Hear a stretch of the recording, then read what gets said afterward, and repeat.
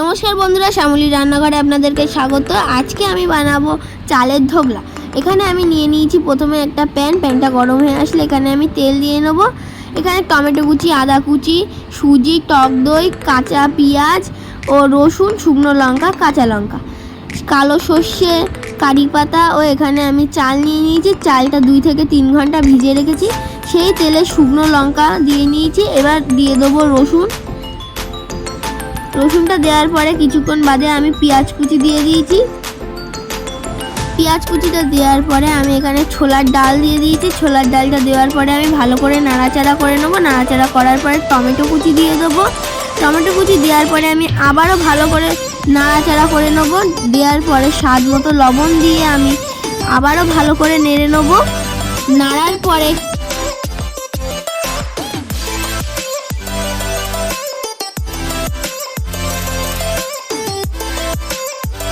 আদা কুচি দিয়ে দেবো।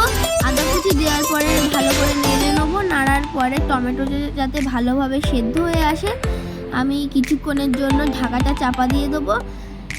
আবার কিছুক্ষণ বাদে তুলে নেবো। তোলার পরে ভালোভাবে সেদ্ধ হয়ে আসলে আমি ভালো করে আবারও নেড়ে নেবো।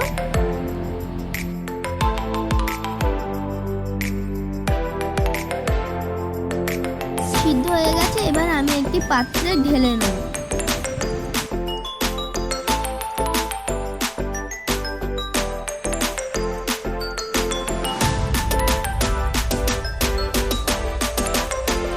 ঢালার পরে এটি আমি ভালোভাবে ঠান্ডা করে নেব। ঠান্ডা করার পরে আমি এটা মিক্সিং জারে দিয়ে দেবো।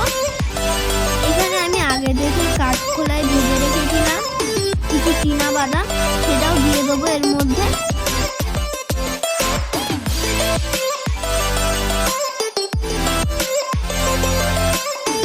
চলো এবার পেস্ট করে নিলাম। এখানে কিন্তু আমাদের চাটনিটা পুরোপুরিভাবে তৈরি। এই কড়াইতে আমি এবার সর্ষের তেল দিয়ে নেব।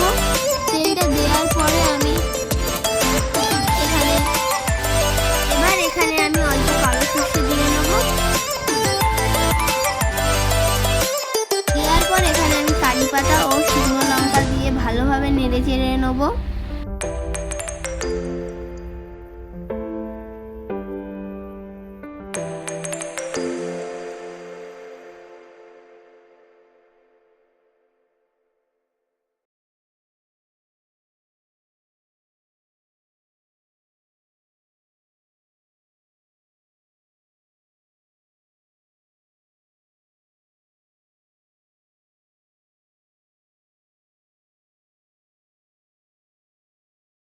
যখন দেখব কারি পাতাটা একটু বেশি সবুজ সবুজ হয়ে এসছে তখন আমি এটি চাটনির মধ্যে ঢেলে দেবো।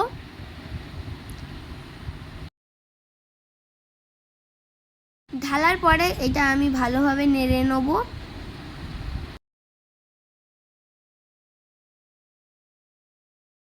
তারপরে এখানে আমি মিক্সিতে ভিজিয়ে রাখা চালটা দিয়ে দেবো।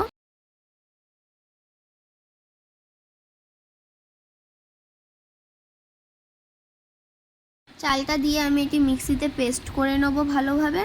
পেস্ট হয়ে গেলে আমি একটি পাত্রে ঢেলে নেব।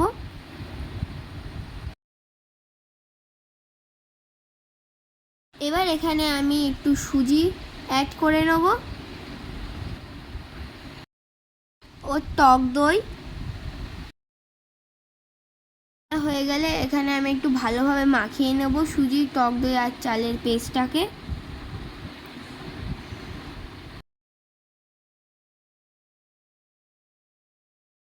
মাখানোর পরে এখানে একটু সামান্য খাওয়ার সোডা দিয়ে দেবো।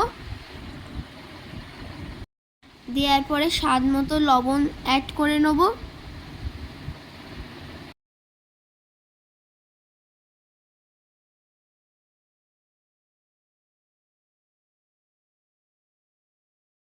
আবারও নাড়াচাড়া করার পরে আমি একটা প্যানে ভালোভাবে তেল মাখিয়ে নেব। তেল মাখানোর পরে আমি ওই পেস্টটা একটা পাত্রে ঢেলে নেব। তার আগে আমি কড়াইতে একটু গরম জল করে নিয়েছি। গরম জলের মধ্যে আমি থালাটা বসিয়ে দেবো। আমি এখানে 10 থেকে 15 মিনিট ঢাকা চাপা দিয়ে রেখেছিলাম।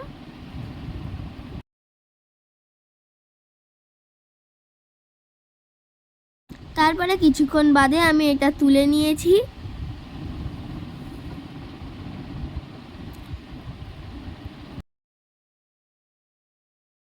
তুলে নিলেই তৈরি আমাদের সুস্বাদু চালের ধোকলা।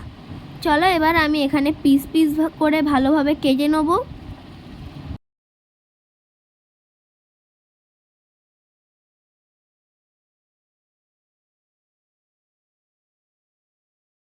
কাটার পরে এটি গরম গরম পরিবেশন করুন।